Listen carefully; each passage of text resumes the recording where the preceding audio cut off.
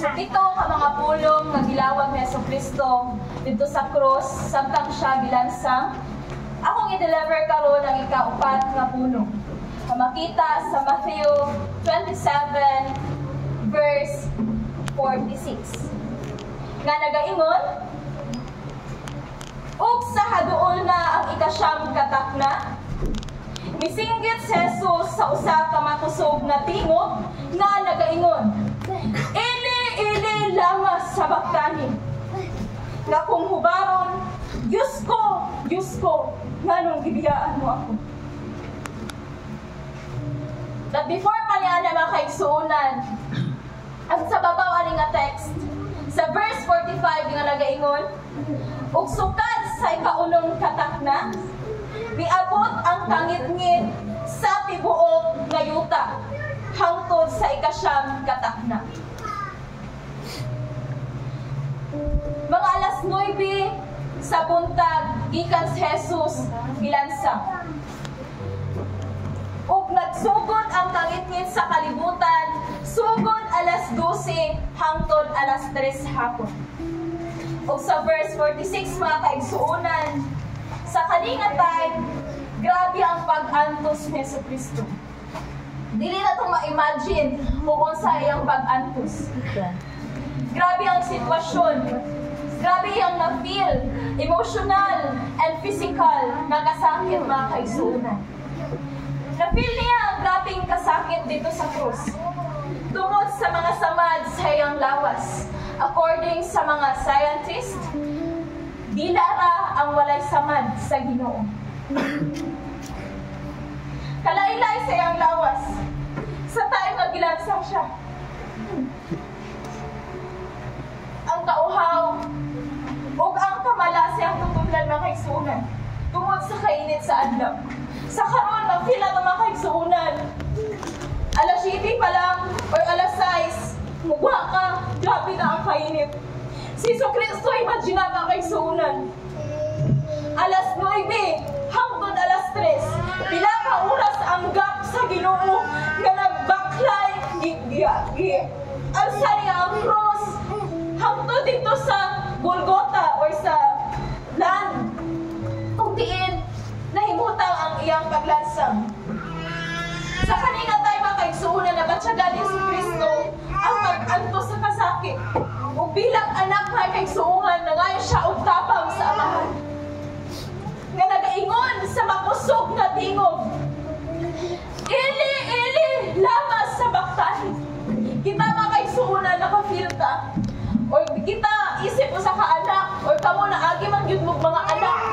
Naka-feel ba mo mga kaigsuunan na reklamo mo o nangutana mo sa inyong inahan? Ma, pa, nanong gibiyaan ko nimo.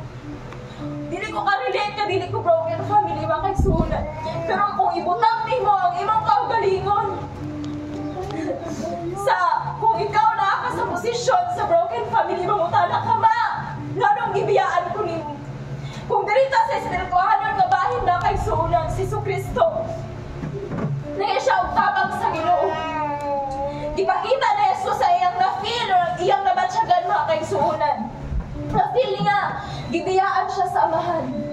Na-feel niya, gibiyaan siya ni Father.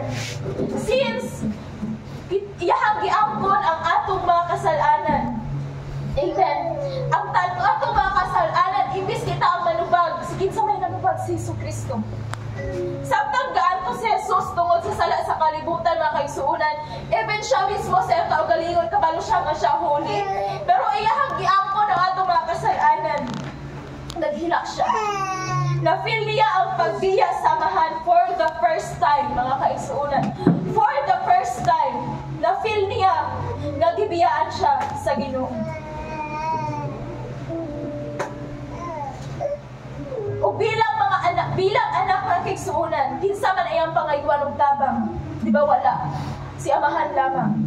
O ang pagsinggit ni Jesucristo sa Matthew 27:46 mga kaigsuunan, makita diha sa Salmo 22:1. Nga nagaingon, Salmo 22:1, Diyos ko, nganong gibiyaan mo ako? Ngano nga halayo ka kaayo gikan sa pag-agulo. Usa ini ka panawagan o pagpanawag ni Jesucristo sa amahan nga anaa sa langit. Since si Jesus Christ naka-feel siya og sakit, emotional and physical nga kasakit na kay suulan kay naaman siya sa physical nga lawas. So naaman siya sa physical nga lawas. Para siya sa ato maka-feel siya og kapoy, maka-feel siya og kauhaw, maka-feel siya og kainit, ug mas na maka-feel siya sa emotion na atong na-feel pud makaisunan. Usa ka pagpangayo og tabang tungod kay ana sa Jesus sa tuman nga kalisod nga sitwasyon. Ug usapon kini ka pangutana ni Jesucristo nga kaisunan sa iyang amahan. Ang pangutana, gibiyaan ba gayon siya sa amahan? Wala siya gibiyaan sa amahan ba kaisunan. Wala siya gibiyaan o gipasagdan sa amahan, kundi hinayaan o gitugot lamang sa amahan nga isulti to ni Jesus Christ para matuman ang anaa sa kasulatan. Gitugot lamang nga mahitabo to sa iyaha para matuman ang tanan nga gisulat sa mga propeta suno sa Salmo ug sa libro ni Isaias ug sa mga sinulat ni Moises parte kang Jesus. So, tubag man pagsulat, wala siya gibiyaan sa Ginoo.